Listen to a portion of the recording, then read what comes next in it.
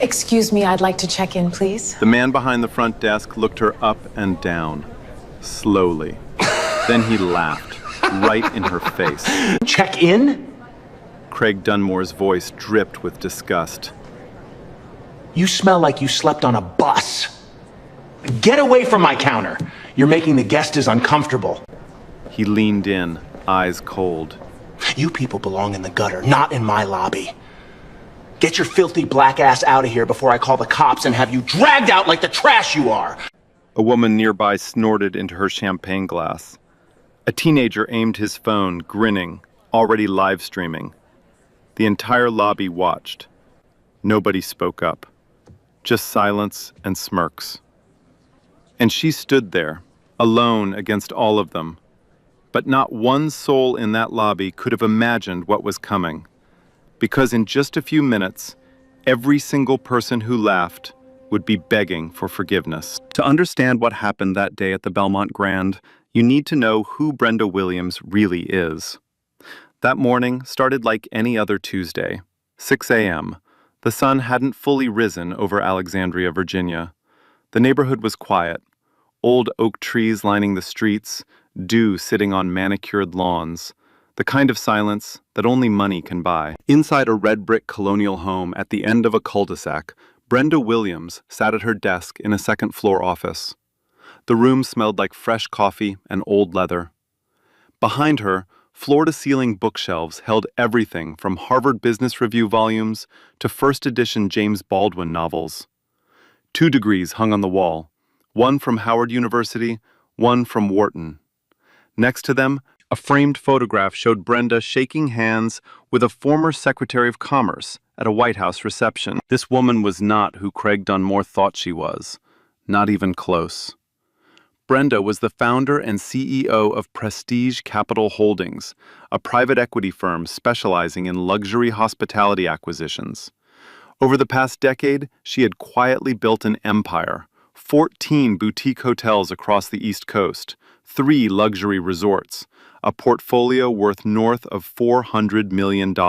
6 weeks ago, she had completed her biggest acquisition yet, the Belmont Grand, a 200-room historic luxury hotel in the heart of Richmond, Virginia.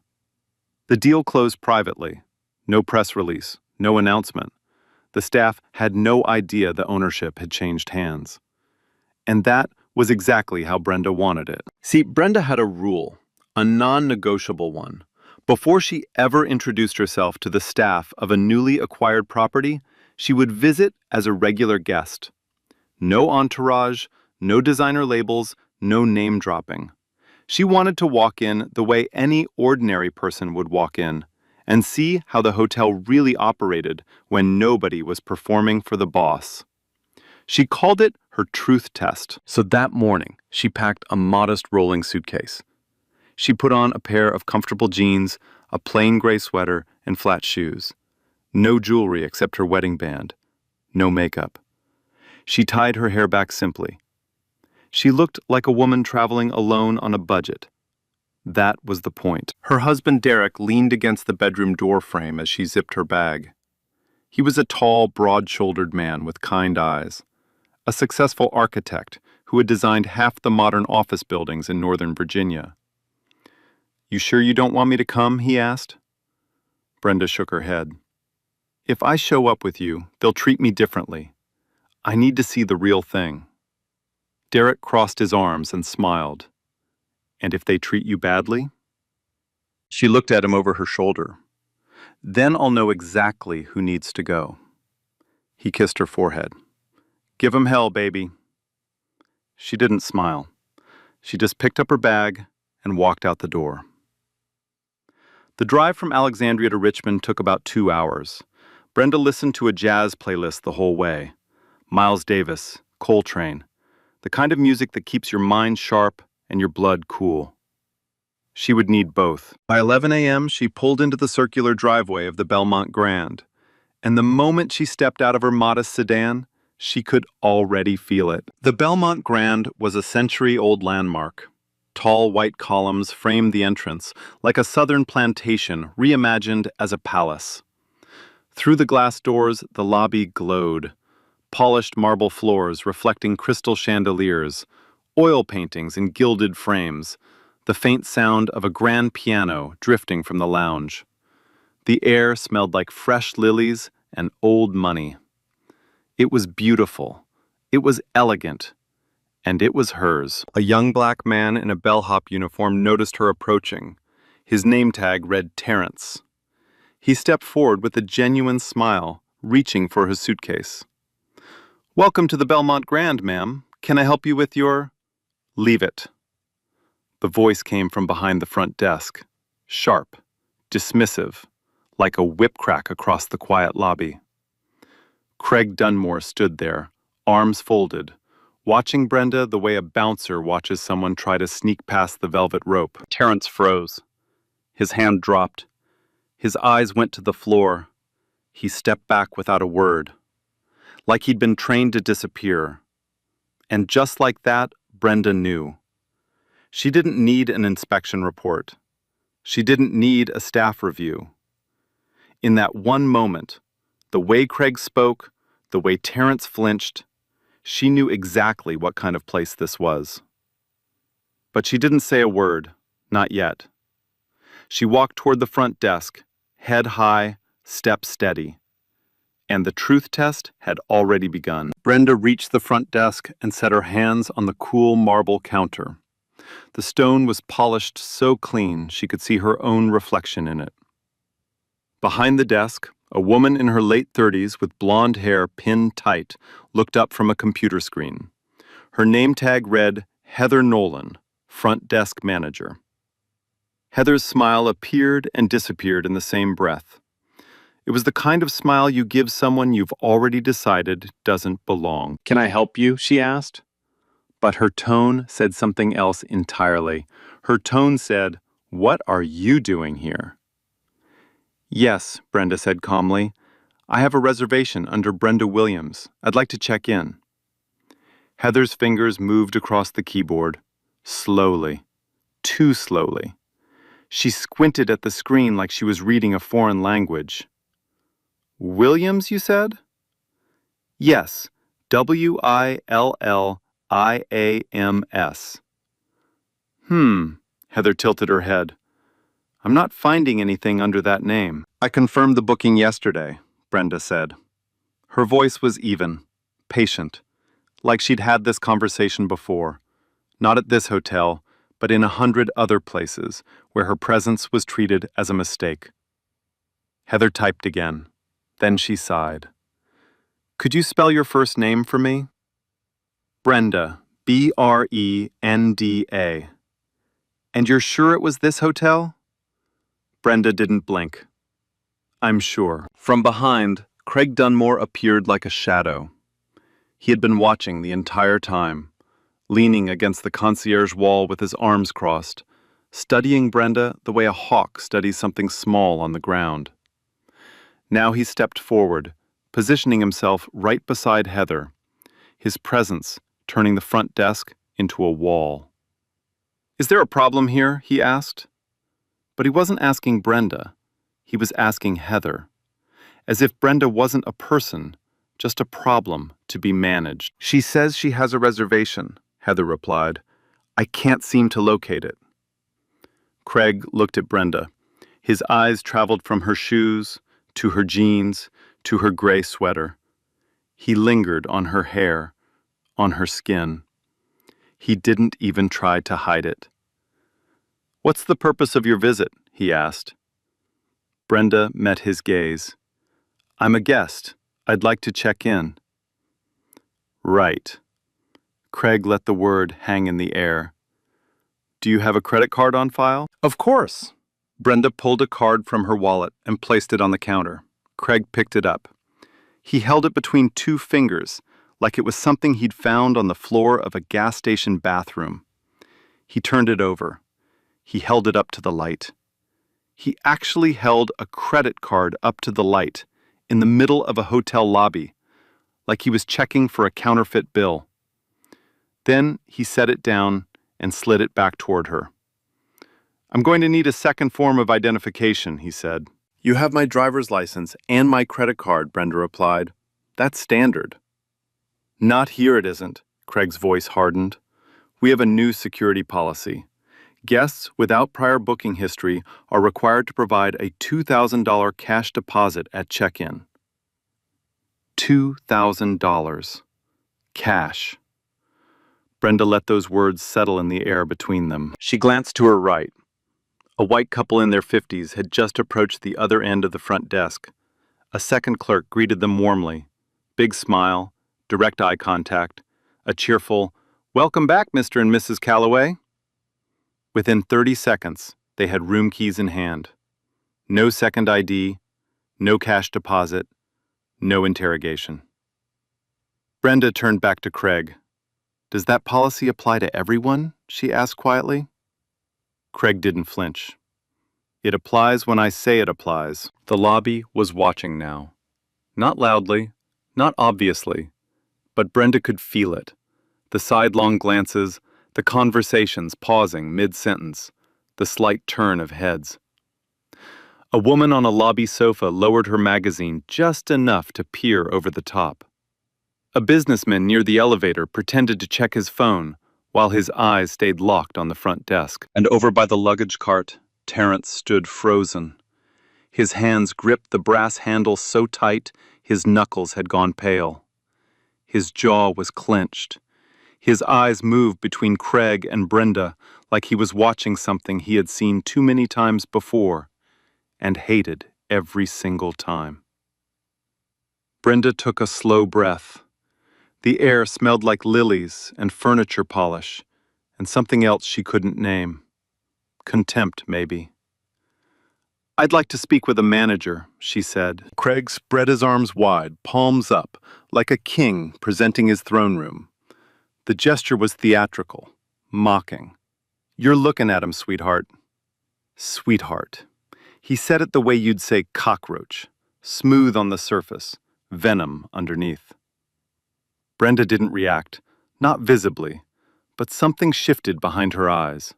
A door closing, a decision being made. "I'd like your full name and employee ID number, please," she said. Craig laughed.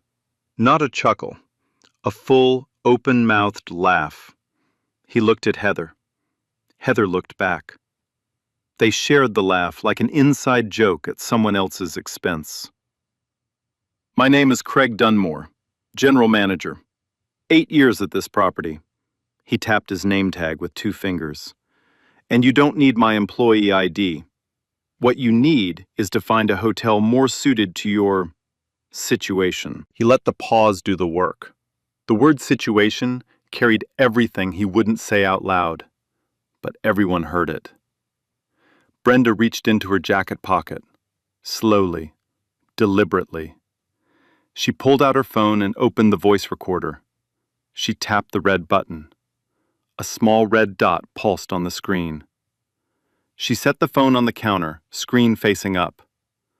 "Could you repeat that, please?" she said. Craig stared at the phone. His smile didn't disappear, but it tightened, like a mask adjusting itself.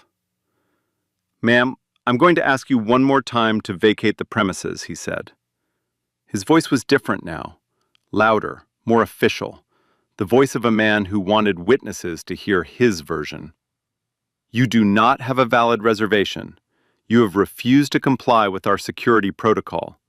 If you do not leave voluntarily, I will contact the authorities." "I have a confirmed reservation," Brenda said. Same calm, same steady voice. "I have a valid ID and a valid credit card. I'm not leaving." Craig's jaw tightened. A vein pulsed at his temple. He straightened his tie, a nervous habit disguised as authority. "Fine," he said. "Have it your way." He turned to Heather and spoke just loud enough for the lobby to hear. "Call the police. Tell them we have a woman refusing to leave the property. Possible trespasser. Potentially aggressive." Potentially aggressive. Brenda hadn't raised a finger, hadn't raised her voice, hadn't moved from the spot where she stood, and now she was potentially aggressive. Heather picked up the desk phone without hesitation, like she'd done this before, like there was a script for this exact moment, and she knew her lines by heart. Yes, hello. This is the Belmont Grand Hotel on East Gray Street. We have an individual refusing to leave the premises. She's become confrontational with staff, and we're concerned for guest safety. Every word was a lie. Every single one. And Heather delivered them with the calm, polished tone of a woman reporting the weather. Brenda heard the lie. She felt it land in her chest like a stone dropped into still water. But she didn't move. She didn't argue. She stood perfectly still, her phone recording on the counter, her eyes fixed on Craig Dunmore's face. And behind those calm eyes, behind that steady breath, a storm was building.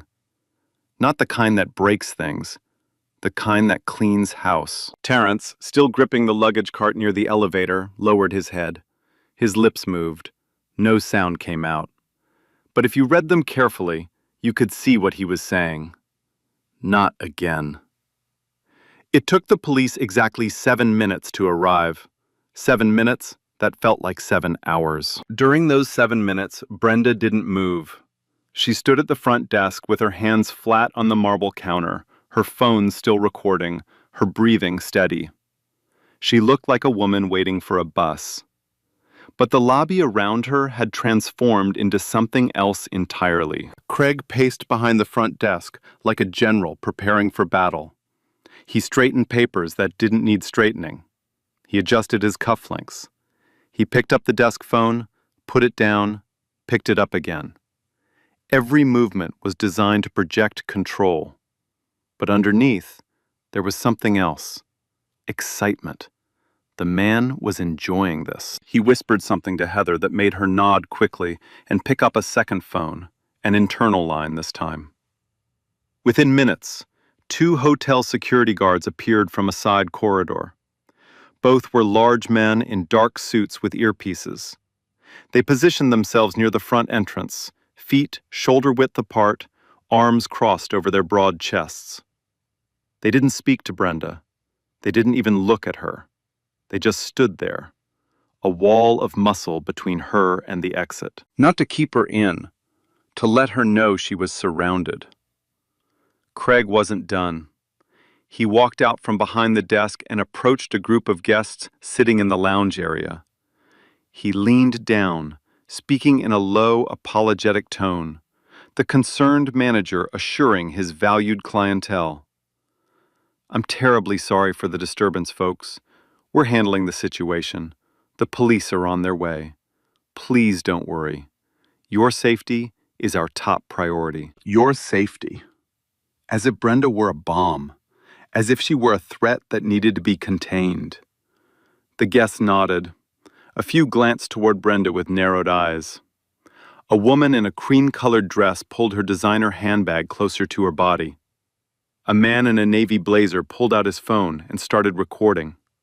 Not Craig, not the security guards, but Brenda. Just Brenda.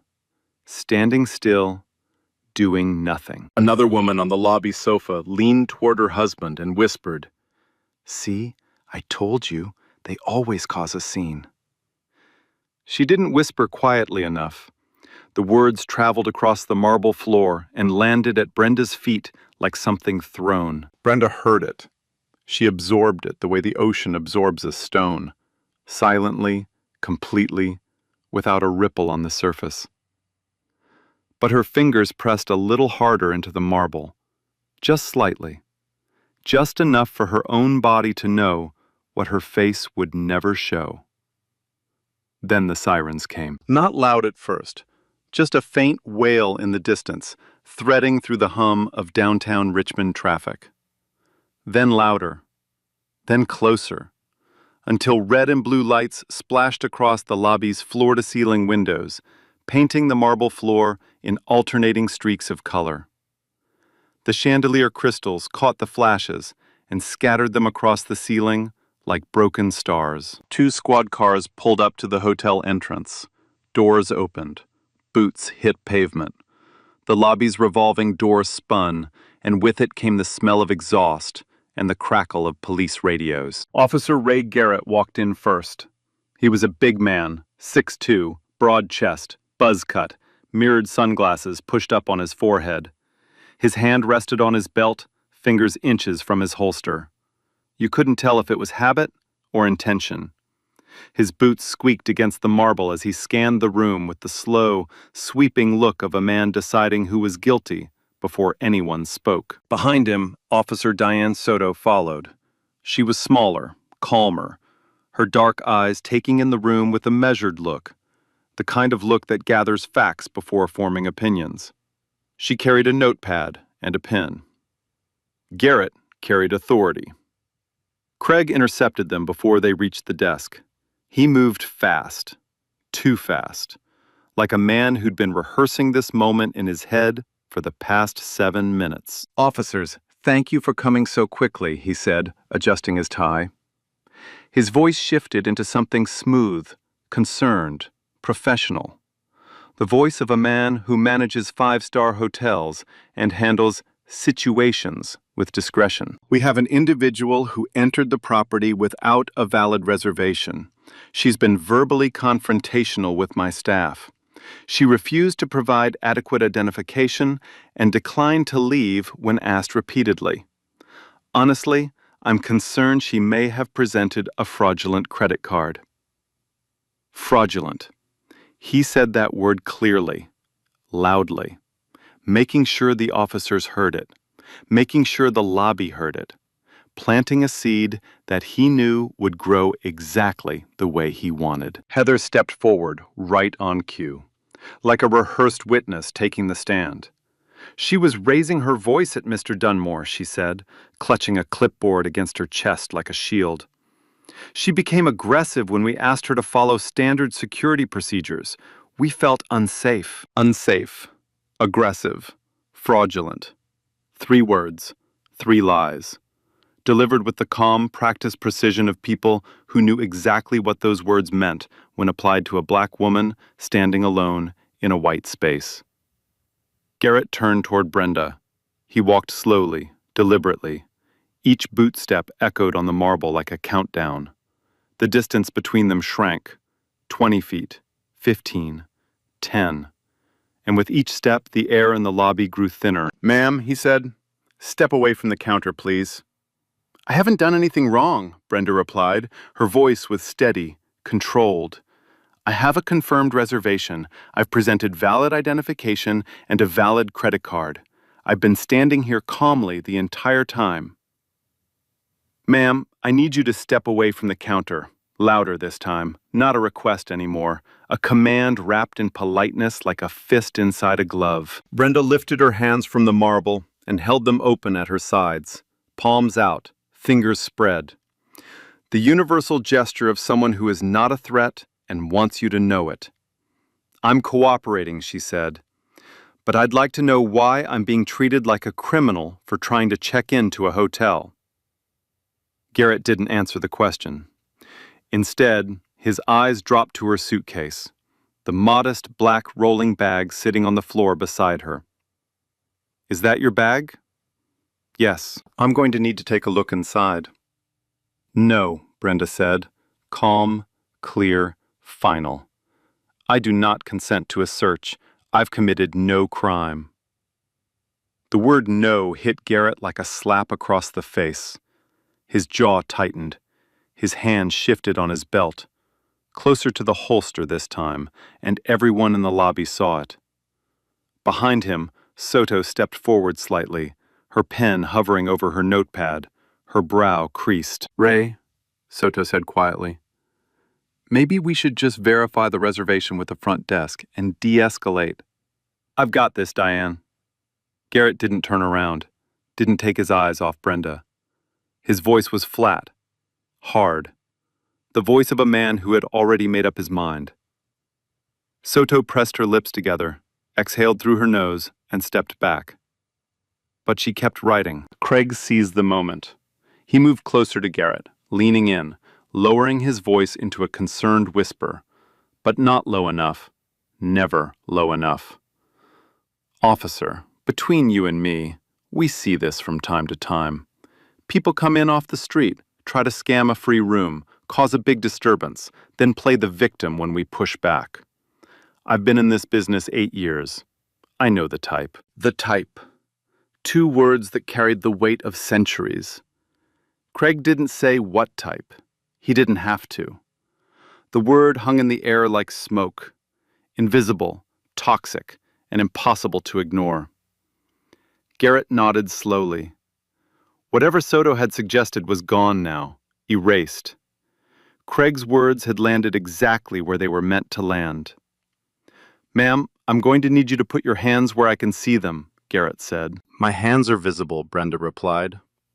And they were, still open, still at her sides, still showing nothing but empty palms and steady fingers.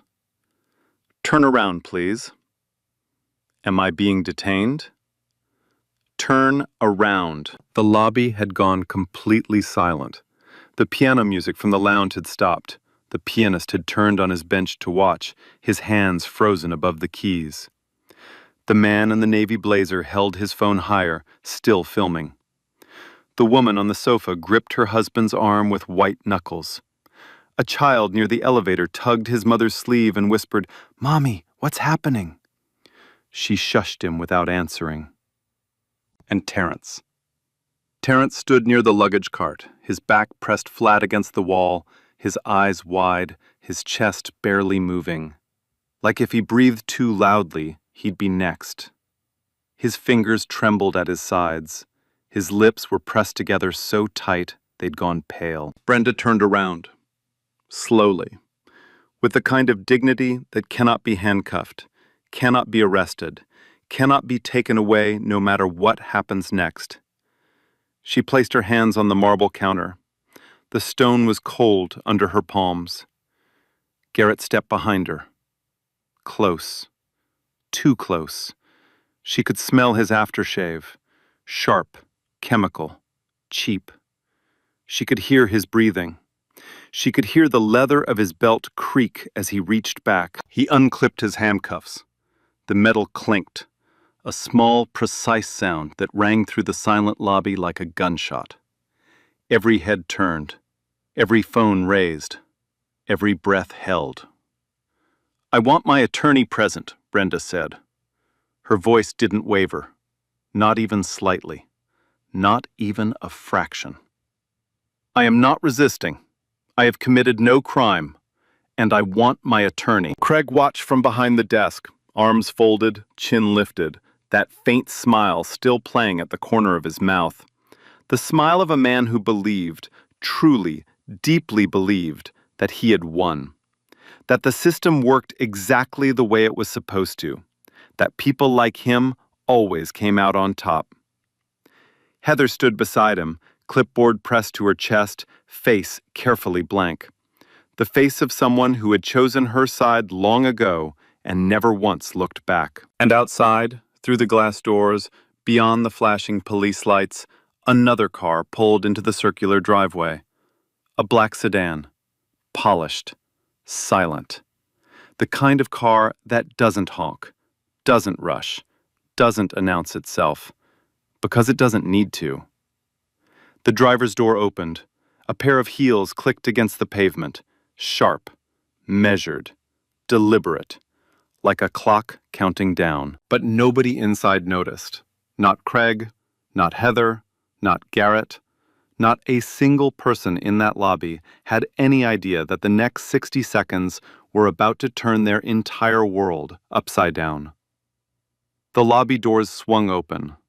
Not fast, not slow, just deliberately. The way doors open when the person behind them has never once had to rush for anyone.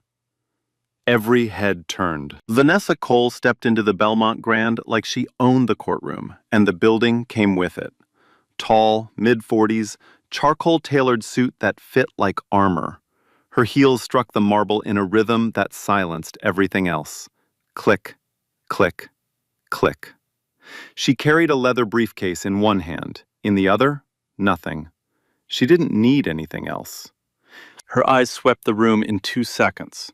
The security guards, the guests with phones raised.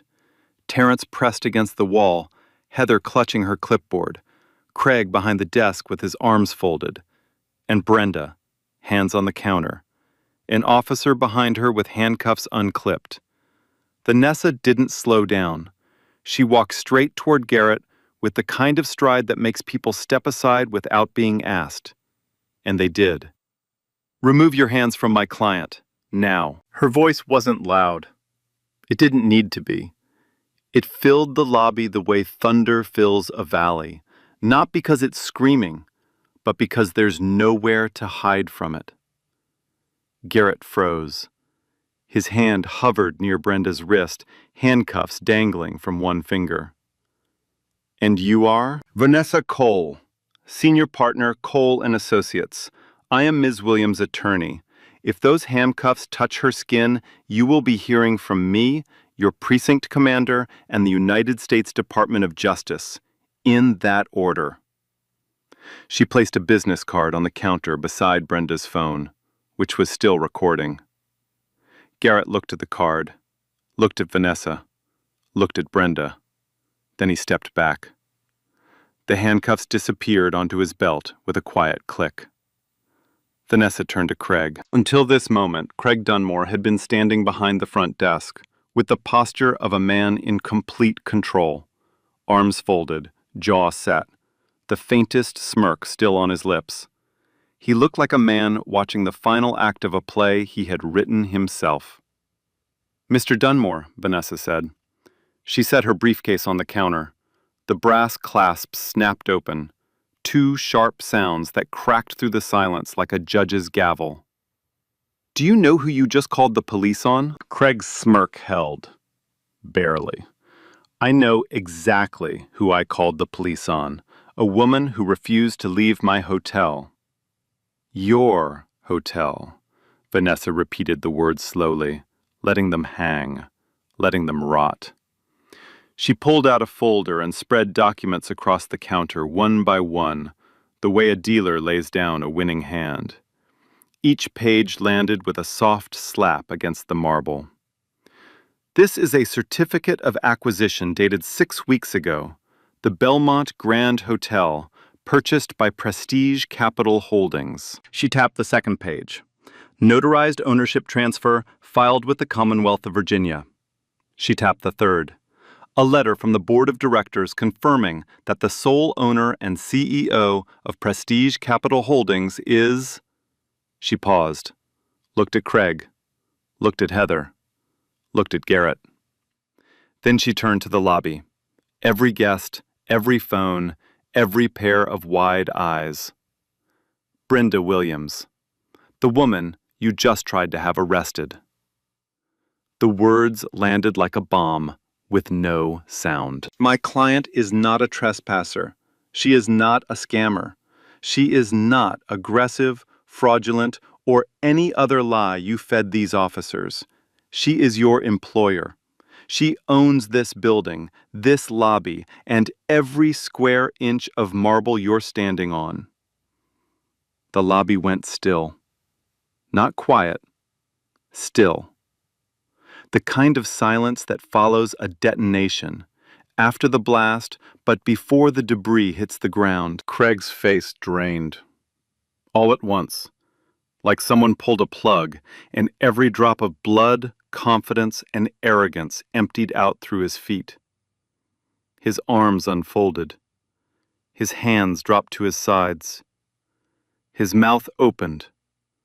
Nothing came out. For the first time in 8 years behind that desk, Craig Dunmore had absolutely nothing to say. Heather's clipboard slipped from her fingers and clattered against the marble. The sound echoed like an exclamation point. Garrett took another step back. His hand came off his belt entirely. Officer Soto, standing behind him, closed her notepad slowly. She didn't look surprised. She looked like a woman whose instincts had just been confirmed. And Brenda, still standing at the counter, still calm, slowly turned around. She looked at Craig, not with anger, not with triumph, with something far worse. Certainty. "I came here to see how my staff treats people," she said. Quiet, controlled, Every word is placed like a scalpel. Now I know. She straightened her sweater, looked Craig dead in the eye. You're done. Behind her, near the elevator, Terrence Adams exhaled for the first time in 20 minutes. His hands were unclenched, his shoulders dropped. And across his face, just barely, just enough, the smallest smile he'd allowed himself in 2 years. For 3 full seconds, nobody moved. The kind of silence where you can hear chandelier crystals swaying, the hum of air conditioning, the faint tick of the grandfather clock near the concierge desk. Then, Craig Dunmore did what cowards always do.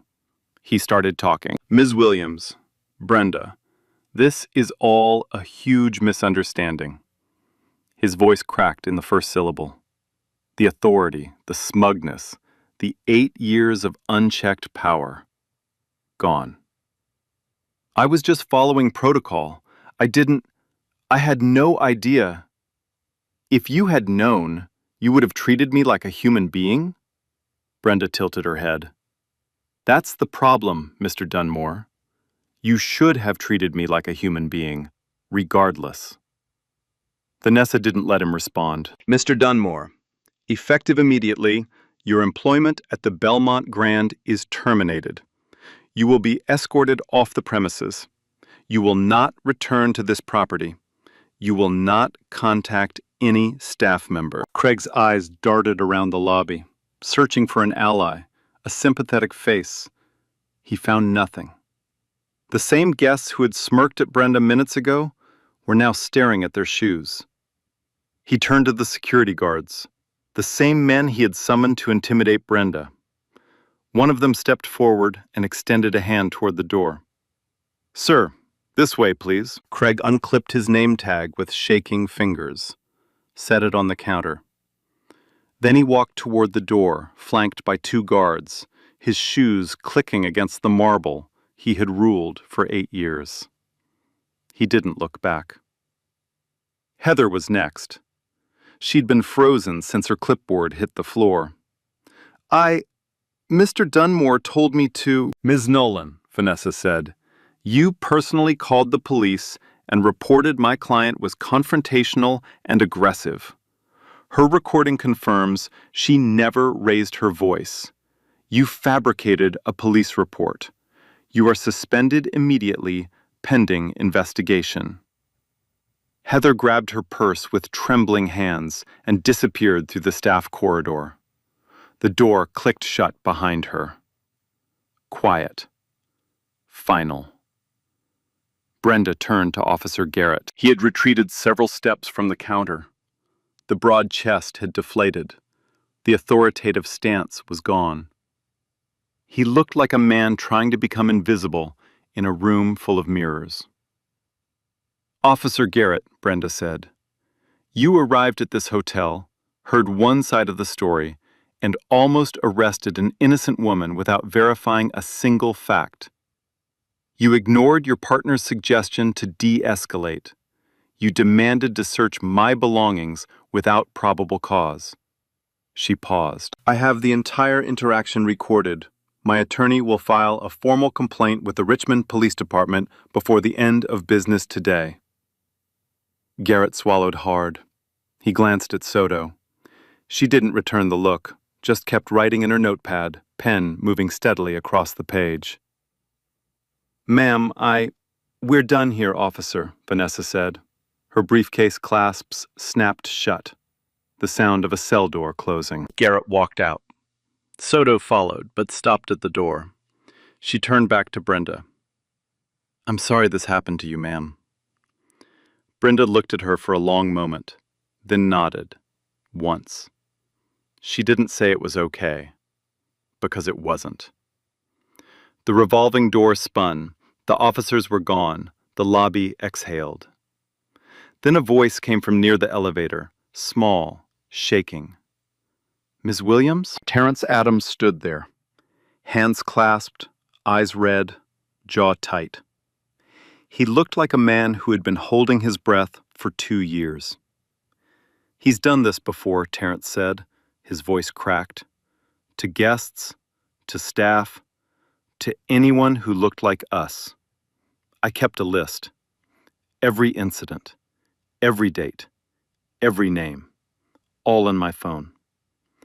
I was too scared to say anything because I knew he'd fire me and make sure I never worked in this city again. He held out his phone with trembling hands. Brenda looked at the phone, looked at Terrence, then placed her hand gently over his. "You're not scared anymore," she said. "Give your statement to my attorney, every single word."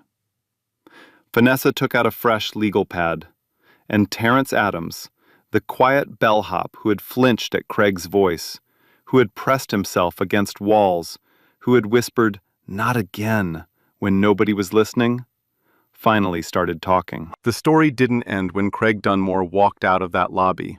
That was just the beginning. Within 24 hours, Brenda ordered a full internal investigation of the Belmont Grand's operations under Craig's management.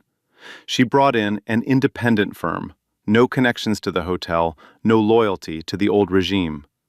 Their job was simple: turn over every stone and report what crawled out. What they found was worse than anyone expected. 8 years. 8 years of systematic discrimination buried under five-star smiles and polished marble.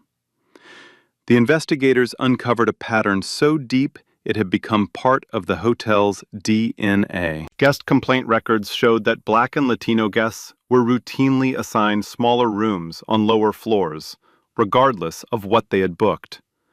When they complained, front desk staff were trained to offer scripted apologies and minor discounts, rather than actual room changes. Craig had written the scripts himself. Minority guests were flagged in the reservation system with a discrete code, a small red dot next to their names. The staff called it the marker. It meant extra scrutiny at check-in, additional ID requests, deposit requirements that white guests never faced. The same fake policy Craig had tried to enforce on Brenda had been used dozens of times before. Employment records were even uglier. In 8 years, not a single Black or Latino employee had been promoted to a supervisory position. Not one. Qualified candidates were passed over again and again, their performance reviews mysteriously downgraded, just enough to justify the decision. Meanwhile, underperforming white staff members climbed the ladder with glowing evaluations Craig had personally written. 3 former housekeepers came forward with statements describing verbal abuse, being called lazy, dirty, and worse behind closed doors. 2 former front desk clerks, both Black women, described being written up for attitude problems after refusing Craig's advances. They had quit rather than fight. Craig had counted on that. And then there was Terrence's list. 43 incidents over 2 years. Dates, names, descriptions, all documented in the Notes app on his phone. Guests turned away, staff humiliated, complaints buried. 43 times Terrence had watched it happen, too afraid to speak, too decent to forget. He had carried that list like a weight around his neck, waiting for a moment he wasn't sure would ever come. It came. But the investigation was only half the storm. The other half was already raging online. Remember the man in the navy blazer, the one who had been filming in the lobby? His name was Roland Schaefer. He wasn't just a guest. He was a regional hospitality reporter for the Richmond Dispatch, staying at the hotel to review it for an upcoming feature. Instead of a review, he got the story of his career. His footage hit social media that same evening. 3 minutes and 42 seconds of Craig Dunmore's lobby performance, from the first sneer to the moment Vanessa Cole laid those documents on the counter. Roland posted it with a single caption: "Watch what happens when a hotel manager calls the cops on the woman who owns the hotel." By midnight, the video had 2 million views. By morning, 12 million. The hashtag #SheToldYouSo was trending #1 nationally. News networks picked it up before breakfast: CNN, MSNBC, local affiliates across Virginia. Craig Dunmore's face was everywhere. Not as a hotel manager, as a case study. Rowland followed up with a long-form investigative piece, drawing on the internal investigation findings, Terrence's testimony, and interviews with former employees. The headline read, "Behind the Chandeliers, 8 Years of Racial Discrimination at the Belmont Grand." It was shared over 100,000 times in the first week. The public response was overwhelming. Former guests came forward with their own stories. People who had been turned away, humiliated, or quietly mistreated and had never reported it because they assumed nothing would change. Their stories filled comment sections, news segments, and eventually legal depositions. The legal consequences came fast. The Richmond District Attorney's Office opened a formal investigation. Craig Dunmore was charged with filing a false police report, a Class 1 misdemeanor in Virginia, and faced additional civil rights violation charges in coordination with the State Attorney General's office. Heather Nolan was terminated after the investigation confirmed her direct participation in discriminatory practices. She was named as a co-defendant in a civil suit filed by former employees. Officer Ray Garrett was placed on administrative leave, pending an internal affairs review. His body camera footage, which he had conveniently failed to mention during the lobby confrontation, corroborated every second of Brenda's audio recording. It showed a calm, cooperating woman and an officer who had escalated without cause. Garrett was suspended for 6 months without pay, ordered to complete mandatory de-escalation and bias training, and reassigned to desk duty upon return. Craig's trial became a landmark in Richmond. The courtroom was packed every day. Local activists held peaceful demonstrations outside the courthouse.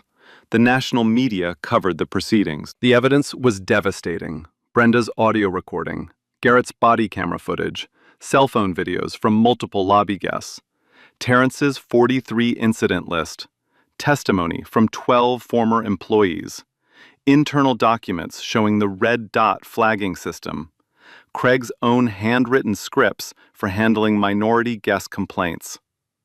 His defense attorney argued that Craig was overzealous but not malicious. The jury didn't buy it. Craig Dunmore was found guilty on all counts.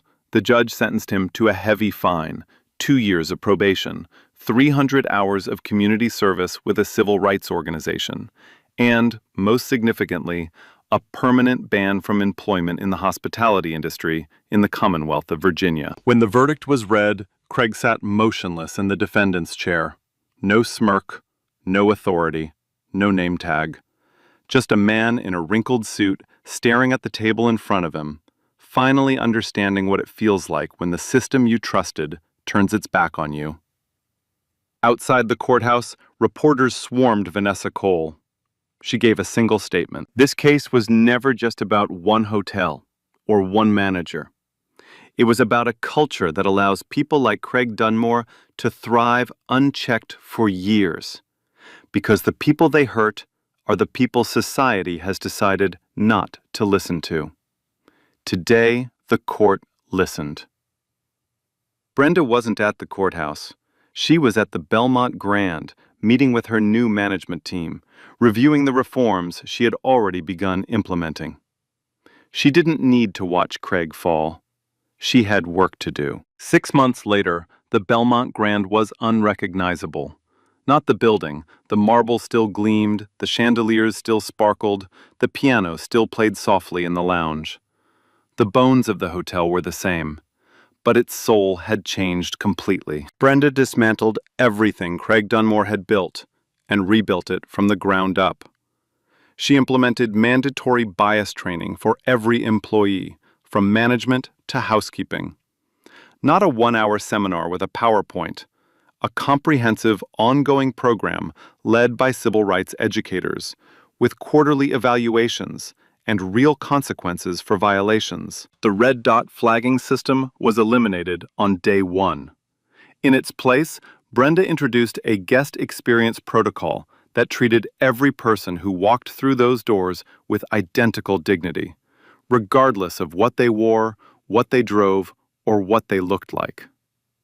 The scripted apologies Craig had written were shredded, replaced with a simple policy. If a guest has a problem, you fix it. No deflection, no excuses. She created a transparent complaint system.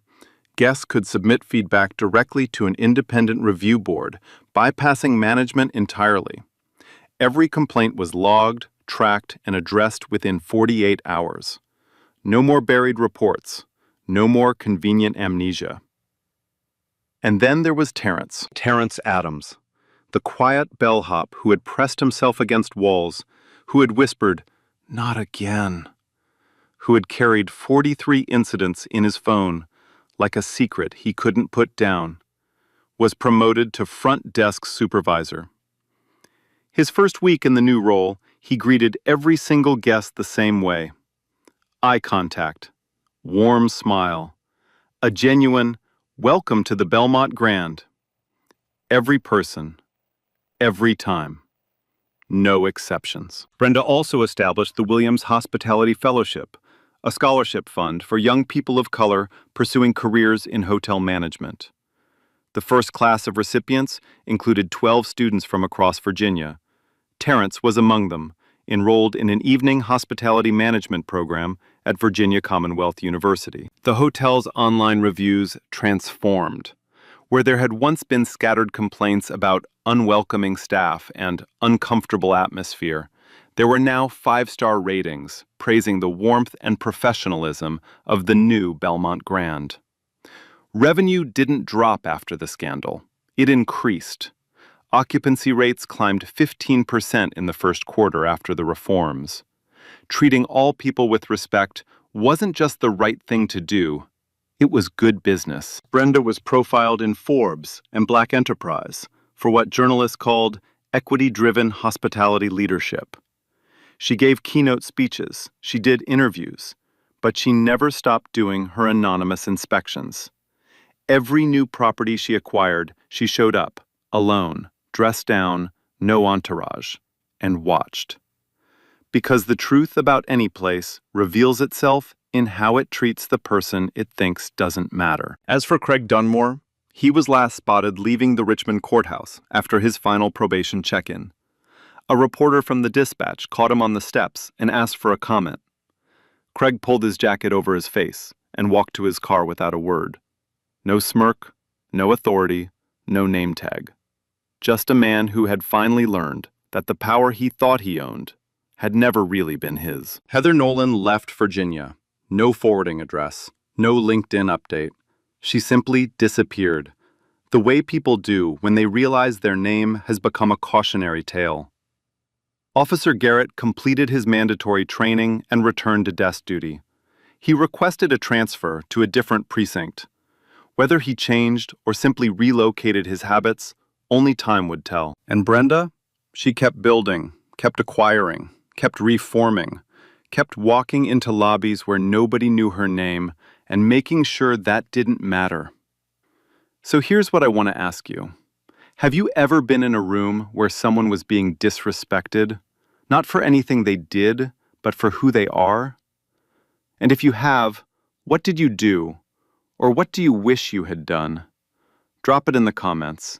I want to hear your story. And if this one hit you the way it hit me, if it made you angry, made you think, made you feel something, then do me a favor. Hit that like button. Share this with someone who needs to hear it. And subscribe so you don't miss the next one. Because these stories need to be told. And I'm just getting started. 8 years, Craig Dunmore ran the hotel like his personal kingdom for 8 years. And it took one woman in a praise greeter in flat suits to bring the whole thing down. But you know what stayed with me? It's not Vanessa dropping those documents on the counter. That was such fine. Don't get me wrong, it's Terrence. 43 incidents saved in his phone, and 43 times he watched it happen and kept showing up the next day. Because he didn't think anyone would listen. Brenda didn't work in there to be a hero. She worked in to see the truth. And she made sure people like Terrence finally had some way safe to tell it. And the real talk. We've all been in the lobby. Maybe not that exact one, but a room where someone got treated like they were less than, and with the suit there. So let me ask you, if it was Terence, would you have spoken up, or would you have stayed quiet too? Drop your answer in the comments. I read everyone. If this hit you, smash like and say it with someone who needs to hear it. Remember, how we treat someone who can do nothing for you says everything about who you are.